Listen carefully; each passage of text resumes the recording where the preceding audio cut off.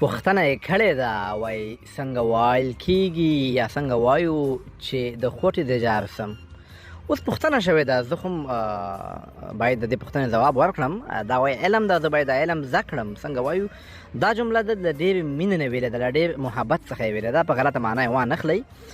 نو ما ورته کوشش وکړ دا جمله ورته جوړه کړم، وایي زه ستا له خوټو څخه قربان شم. ماشومان ته موږ وایو که نه، وایي زه یې له خوټو د جار سم قربان سم. اکثر په وطنونو کې کلیو کې دا جملې استفاده کېږي. فکر کوم دا به خپل زوی ته وایي د خوټو د جار سم. په الماني ژبه وایو ich fahre aus deinen Hoden.